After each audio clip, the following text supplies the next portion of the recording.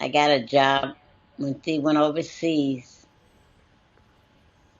I got a job working for a family over in East Bakersfield off of now on Niles. And my sister-in-law got a job working. I forgot where she worked at, but it was housework. I would go and do housework, and she was doing the same thing. And it was it was sad. And then, but it was during that time when we talked about uh, being racial. We went to downtown. It used to be a little cafe right on the corner.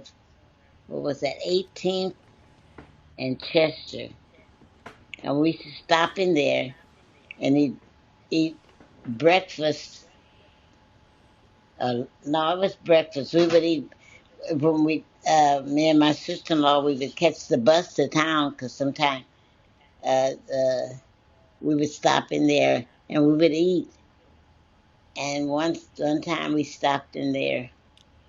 I'm, I'm trying to remember what that name of that place was.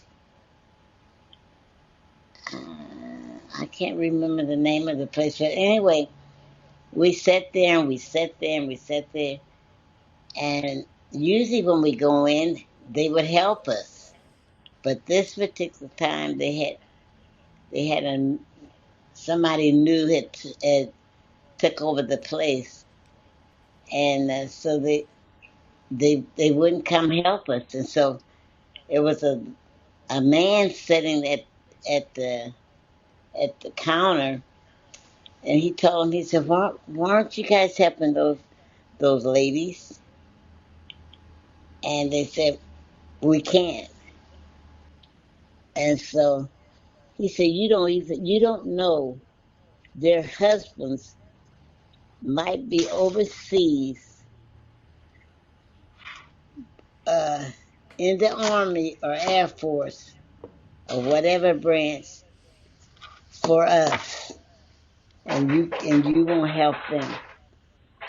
And so the waitress came over and she said, I'm sorry. She said, but I can't help you. And so we sat there a little while later, and then we got up and we asked to speak to the manager. And I told him, thank you for not waiting on us. I understand that you told them that they could not wait on us. And he said, that's right. I said, well, thank you so much.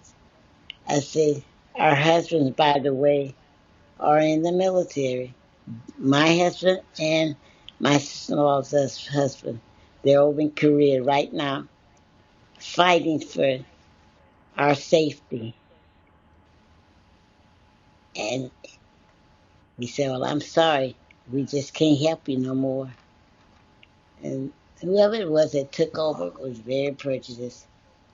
And that was the first time that I knew what prejudice was. It's when I moved to Bakersfield. And but it didn't make me bitter. It let me know that there is people like that. But it's not because of some of them what they think.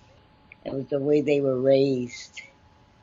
And so I'm not trying my best to remember the name of that place that I'd never forget. But anyway, we made it through. We went on. We didn't go in no more. And right down the street is when I got a job working at Christine. Uh, what was his name? Eugene Keith. I named my I named my second son after him, and him and his wife they owned a little dress shop, and I named my son Keith Eugene. His name was Eugene Keith, and I thought it was a real pretty name. But life go on.